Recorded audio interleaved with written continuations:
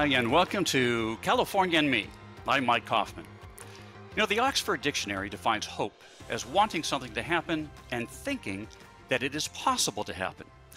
But for the growing number of homeless persons trying to get off the streets of LA's San Fernando Valley, that idea of hope might seem like, well, mere fantasy. However, the latest efforts by one of the Valley's nonprofit organizations may just turn those fantasies into realities. Recently, Hope of the Valley Rescue Mission opened a brand new housing facility in Northridge, thanks in large part to a generous donation by the late Jeopardy host Alex Trebek and his wife Jean.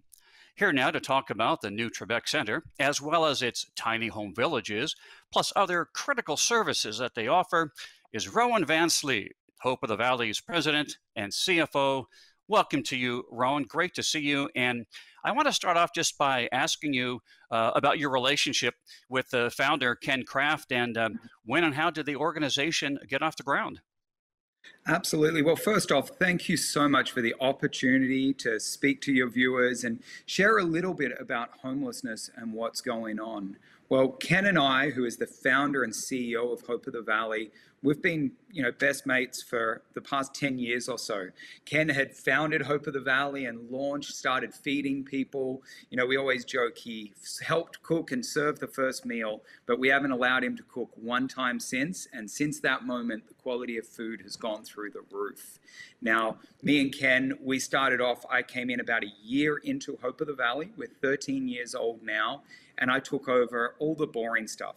The finances, the HR, the admin, the fundraising, all the stuff that nobody really wants to talk about. And since then, we've kind of worked together in building Hope of the Valley to what it is today, which is truly changing people's lives and making a really significant dent in the homeless crisis that we're in right now, which is the humanitarian crisis of our time. Absolutely. Many people are looking at it just that way. So give us a brief summary of some of the many programs and services that you currently offer for those in need. Yeah, well, Hope of the Valley has grown dramatically. In 2017, we had about 200 beds. By the end of 2020, we had grown that significantly to about 507 beds. Right now, we have about 1,500. By this time next year, it'll be about 2,400. We are scaling incredibly quick to meet the homeless crisis that's on our streets. Now, we have shelter beds for families, which are my absolute favorite. These are for mums and kids generally, sometimes dads involved. Sadly, when homelessness and poverty strikes, men seem to evaporate from the situation, which is a heartbreaking thing. But we have right now 138 of those beds, and we're in the process of opening about 740 more of them. Hopefully they'll be online by the turn of the year, at the end of this year. And those shelters are really special to me. I'm a young dad, so I would lose my mind if my kids were on the street. And when the kids come into these shelters, they know that they're poor. They're looking at their shoelaces, they're hunched over. They know they're homeless and they know all of the shame that goes with that. Within about 2 to 3 months, the kids are acting just like my kids. They're playing too many video games. They're skipping out on homework. They're not eating enough vegetables. They've forgotten that they're homeless. They're back in school. And by about 9 months, we've moved them into permanent supportive housing, which is the goal for all of the people that we work with. We also have a Tay Youth Shelter. This is for transitional age youth. We have adult shelters for individuals. We have a safe parking site where people who are homeless living in their cars can live in those sites in safety. We have navigation sites, access center. I could go on and on. It really is from soup to nuts to alleviate the burden in homelessness, give the mental health support, the case management support, the navigation support, moving people into shelter. And then finally, we have a group within the organization called Housing Navigators. And it's a really cool sci-fi name for the worst job in America. These guys have to find formerly homeless clients, and they need to find a landlord to match them with and convince the landlord you don't want to take market rate for your apartment. That's terrible. Take below market rate. You don't want the full deposit. You want about half of that. And you don't want to take a tenant with 5 references or the right job or who ticks all the boxes. You actually want to give a formerly homeless person a chance. And each and every single day, these people, through some sort of voodoo, are able to place people who are formerly homeless into permanent supportive housing to end their homelessness forever. It is truly the best part of what Hope of the Valley does. On and on and on, so many other things. Well, I'm all for voodoo if it does this kind of good work. And I'm just going to take a moment because I want to let our viewers know what I found on your website as far as just how broad and how large the scope of your ability to help so many people in need. I read where it said every year you offer more than 1.6 million meals a day, and over 2,500 medical and mental health referrals to those who need that. I think the other numbers were 47,000 nights of shelter and over 400,000 showers. I mean, that is definitely a massive undertaking. And how do you support all that? I mean, talk a little bit about the size of your staff. Well, you know, that's a bit of a sore point. I'm the CFO, so I'm constantly looking at the cost involved in all of this. Right now, we have about 420 staff. We're getting ready to grow that again with bringing on 3 new sites for the families that'll happen at the end of the year. And the way it's funded is truly a matrix. To survive in the economy that we're seeing now, we're seeing inflation go through the roof, gas prices are creating more and more uncertainty. You can't be singly funded. So we're really thankful for our donors. We have about 50,000 private donors from across Los Angeles and beyond, people all over the world who believe in the unique way that we address homelessness. You know, other agencies will kind of smirk and laugh at us. They'll say they're just the love club. They think you'd make sure there's artwork everywhere, make sure there's extra food, and everyone needs a hug and a hot shower.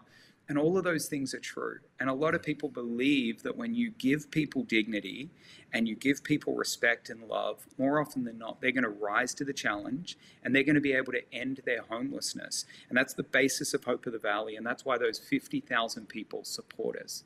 Then we also have 5 thrift stores. Now, our thrift store operations generate about $5 million a year that goes 100% to helping the homeless. They're in Simi Valley, Lancaster, Palmdale, Granada Hills, and Santa Clarita. And probably more important than the $5 million that we generate for Hope of the Valley is they actually employ 60 people. Overwhelmingly, they're Latinas, which is important. They are the lowest paid on the dollar of any people group in our country. We pay them a fair wage. We treat everyone with dignity. And more often than not, after about a year, they come to us and go, oh gosh, I'm so sorry, I got a better paying job. And we're like, that's the point. You know, it's an entry job for people to move on. So not only is it a huge revenue stream, then on top of that, we have grants from corporates, from foundations, all the different parts of society. And then we have the government chip in. When the government support one of our sites, they take on about 80% of the costs, not 100%. So if it's $1 million program, there's about $200,000 left that we've got to raise. And, you know, so often people want to throw rocks at politicians, want to throw rocks at government. And, you know, sometimes I'm sure that's really, really warranted. But I can't speak well enough of what I've seen the City Council in Los Angeles do, what I've seen our state government do in reaction to this crisis. We have seen the government move huge sums of money to address this and work with groups like Hope of the Valley who have these diversified revenue streams so the government can really maximize their spend. It's not just government dollars, corporate dollars, private dollars. That's where all the money comes from. Well, I want to shift into a couple of specific areas, but I'm going to do that via a transition of tell us what the website is and where individuals who want to help, because so many do want to help, where they able to donate on the website as well. Yeah, well, hopeofthevalley.org is the website. I know so many people follow social media now, and that seems to be a bigger portal for people to come in. So on all socials, it's at Hope of the Valley, really easy and simple there. And there's probably 4 ways that you can help. Number one, you can follow us on social media. You know, when we open one of these shelters, we'll get a series of death threats, we'll get protesters, the ultra left wing will come out and they will tell us what we're doing is not good enough and we're terrible. The ultra right wing will come out and they'll threaten us and say they're going to kill us. And people in the middle are like, I'm just nervous about having a homeless shelter in my neighborhood. But all of these reactions are because people don't know what's happening. So if people will follow us on social media at Hope of the Valley, at R. Van Sleeve, my boss and founder, at Ken Craft, you start to see those stories and you start to learn. Whatever you're not up on, naturally, we're negative people, we're down on. So we want to give people the information. Number 2, you can support us by shopping at our thrift stores, donating at our thrift stores. That's a huge thing you can do. You can make a financial contribution, and we love when you do that. Just go to hopeofthevalley.org. And then finally, you can be a positive change in our community. Support policies and politicians that are doing the right thing. Work out who is actually putting money where their mouth is and addressing the homeless crisis, because the scale of this crisis is unprecedented. Every single night, and this is shocking, in the county of Los Angeles, between 3 to 5 people die for no other reason than they're poor. And we've allowed this as a policy choice for 50, 60 years. We have systematically not provided for the poor. And thank God, Mayor Garcetti in 2016 declared a housing emergency and started working with groups like Hope of the Valley to open bridge shelters and shifted from purely a housing first model to a shelter first, get people in, do whatever it takes. It's a shelter first, housing first, both of them together sort of model. And I'm so proud of being a part of this great city and this state that's addressing those needs in the middle of this crisis. Well, as you've pointed out, this really is a multi-layered problem, and so it needs a multi-layered solutions. And I'm so happy that you talked about many of those already on our program. Earlier in 2022, there was a big to-do with the new opening of the Trebek Center. Can you walk us through a little bit from its creation, from its conception to its funding and to its ultimate completion? Absolutely. Well, the Trebek Center, we often say it's the house that LA built. And it really started with Alex and Jean Trebek. And Jean has continued to become a dearer and dearer friend of Hope of the Valley. The Trebek family is intimately involved.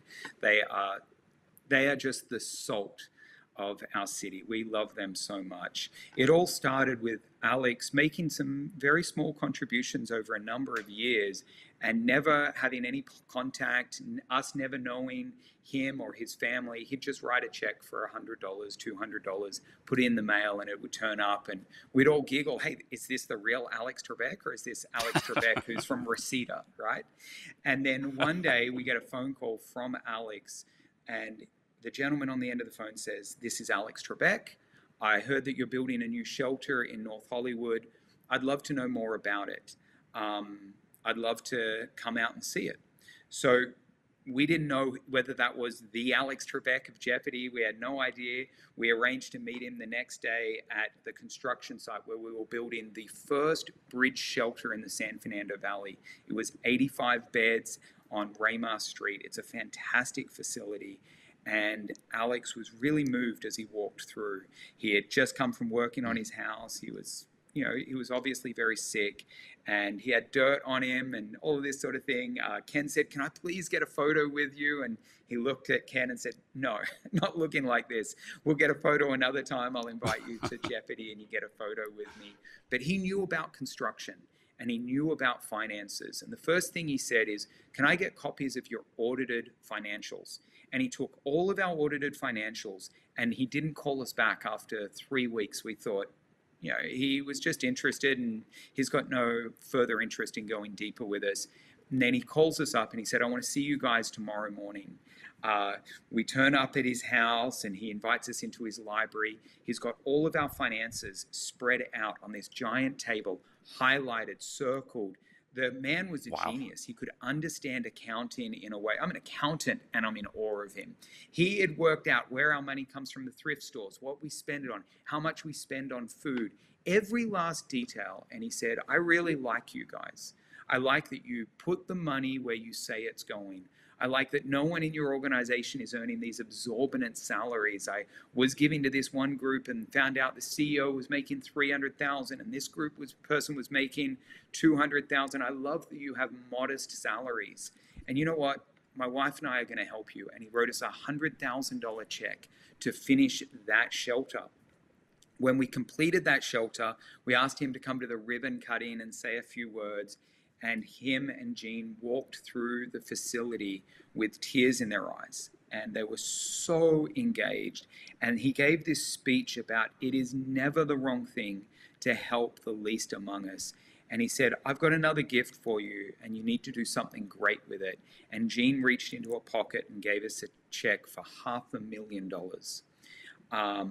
which we were just in awe of. And we'd had our eye on a roller skating rink that had gone bankrupt through the pandemic, and no one was roller skating. You weren't allowed to be open. The owners were nearing retirement, and they said, well, you can buy it, but the price tag was $7 million, which for a little charity was insurmountable. But with Alex's check, we took to Beachbody, we took to Sony Entertainment, the Jeopardy show, the church in our area, a shepherd church. They gathered up enough money to help us with $250,000. We were able to buy the facility. Then the city jumped in and they helped us renovate it on one condition. It would be the only shelter in the entire county that has 7-day-a-week mental health services on site. And it has come into fruition. It has art through the whole place. It's intelligently designed. It has the mental health workers on site. And since last month, we've been taking 3 to 5 people each day. We never bring everyone in one go. It overwhelms our clients, the neighborhoods, our staff. We bring people slowly with dignity and respect, and we bring them into the Trebek Center to start receiving the food, the mental health services, things that are magic like a hot shower, clean underwear, great smelling soap. And that site right now, I truly believe, is the premier shelter in the city. It is fantastic. That's a marvelous story, about someone who was in position to really help out, and then his actions followed, what he said he would do. So again, the homeless crisis, the issue has so many layers to it. You've addressed many of them. Are there some that the average person who's watching the show just may not know? That really is also what's keeping many of these unhoused in their current situations? Well, I've done this work for about 20 years now.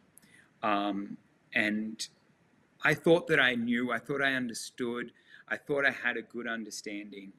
But at the end of last year, Ken and myself, we contacted a friend of ours who's a producer, and we said, we want to spend 100 hours walking in someone else's shoes. We want to experience what being unhoused actually is. Now, I understand I'm dripping with white privilege. I probably have more white privilege than most of white America. I'm Australian. I'm from another country. I have an accent. And something happened to me during that 100 hours. We did a mental health assessment the first day before we became unsheltered, and we did another one the very last couple of hours. Now, walking in with privilege, without an addiction, without any clear mental health issues, I passed that first test, no problems at all. Even though I understood this was just an experiment, this was just a project, that it wasn't real. By the end, we did a mental health assessment. They said I had slurred speech, I was unable to concentrate, I had an attention problem, I had increased anxiety, on and on and on. I went to the doctor, I did all my labs, all my levels, everything had changed, my body had started to regress. Ken was actually unable to spell the word world. And he's one of the most articulate people I've ever met, and a brilliant writer. He doesn't misspell anything, but he wasn't able to even say the words. There is something that happens to somebody living in the desperation on the streets. That level of trauma breaks us mentally. If there's one thing that people don't always understand is the majority of people who are entering homeless don't have a mental health issue or an addiction issue that is overwhelming their life. They may have some struggles, but it's not overwhelming their life. Within 30 days of being on the streets, the majority of people who are living on the streets have those issues overwhelming their lives. The problem is nobody is meant to be languishing on the streets. We must get people inside immediately, and we must give people the support. It's an ethical issue, it's an issue of dignity, but it's also an economic issue. We cannot continue to have business in California where you're buying a $7 cup of coffee at a cafe and you're looking out at someone starving on the streets. It just makes no financial sense for our system. We have to bring people in. You're obviously very, very passionate about this. It comes right through in our conversation. Is there ever a time when you lose some of your energy? Or if not, how come? Absolutely. I think I give up and quit a couple of times a week. Doing the work that we do, we see people pass away, we see people die, we see people not make it, we see people overcome and fall back into homelessness. And there's a great saying in Spanish. It's with long vision, remember the little steps. And we're continually plugging away. And sometimes we need to just forget our feelings and we need to just keep pushing in, because this is a humanitarian crisis. We can do better. This is America. America can put people on the moon. America can do anything they want. America led the world to a COVID vaccine in record time. But that's because we decided to. And I always wonder, have we decided that no person should live on the streets? And no family, no woman, no one who's elderly, let's get them off first. So I lose motivation, but I'm pretty stirred up. My father describes me as an angry aid worker. An angry aid worker. Well, anger is a good emotion to fuel, each of our personal energies. As we're kind of winding up the show, I want to kind of find out what's down the road. Any big projects coming around the corner that you want to talk about? Let us know. We have two monster projects, which I'm so excited about. Number one, we are opening 4 hotel sites. One of the sites is 2 hotels right next to each other, and we're going to create a whole compound there. One is in the Antelope Valley, one is in downtown Los Angeles, and the last one is right here in the Valley. And that'll be over 740 beds for mums and kids, getting those kids off the street, getting them into school, mental health services, learning to play again. That is probably the most exciting thing. Unfortunate byproduct of that is going to completely break our food services program. We're doing about 1.5 million meals a year. We're going to go well over 2 million meals a year out of a kitchen that just can't survive doing that. So we're going to start construction in the next couple of weeks on a really big kitchen. And if you want to learn more about that, follow me on social media. You'll see a series of videos that we've just posted that kind of tell the story of Ken and I taking over the kitchen for a day, cooking 2,100 meals and learning what that process is and why we need a kitchen. I thought we were going to try to keep Ken out of the kitchen. We do our best. He thinks he is a master chef, and that was our big regret that day. He almost killed me. I have a burn. Here it is here. I call that the Ken. Oh, my goodness. Oh, my goodness. Hey, I want to get quickly to another great unique project that you guys have been behind, and that is the Tiny Homes Villages. Give us a little explanation about what that is and where they are. Well, the homeless services community has been rushing to build tiny homes for about the past 6 or 7 years. And hats off to Paul Kokorian. He's a city councilman in the North Hollywood into Studio City, Toluca Lake sort of area. He plowed the ground that allowed us to open the first tiny home community in North Hollywood. It was the first one in LA County. Then we did another one in Satakoy in his district in Alexandria Park, the biggest in the country at the time. Then Kevin DeLeon jumped on board and he led the way in building what is now the biggest in the country in the Arroyo Seco, right at the bottom of Highland Park. And then also in residential areas, hats off to Bob Bloomingfield, who worked with us to build 2 communities, one in Tarzana and Reseda. And they work just like any other shelter. They're designed to get people off the streets and into housing, but they have that lock-in door. And that lock-in door is magic, especially for women who are victims of sexual violence. They're able to go inside their own space, lock the door, and have that security that allows them to overcome the trauma that they might not be able to do in what's called a congregant space, the traditional shelters inside a warehouse or something. Yeah, right. Wow, it's amazing, amazing stuff. I want to hear maybe a parting comment, but first give us that email address again for people who want to contact Hope of the Valley. Yeah, well, you can contact info at Hope of the Valley anytime. Go to the website www.hopeofthevalley.org. You can follow me, Van Sleeve, on Instagram and Facebook, Ken at Ken Craft, and then also at Hope of the Valley. And then if you want to get involved, you can reach out to us anytime on those electronic means, and you can get involved in the fight. Well, Rowan, what an inspirational and informative conversation with you. Keep up the tremendous work that you and Ken and your entire vast staff of people, and it's great talking to you. Thank you for joining us on this episode. And I want to thank our viewers as well. Hope this was beneficial and informative, and we'll see you next time down the road on California and Me.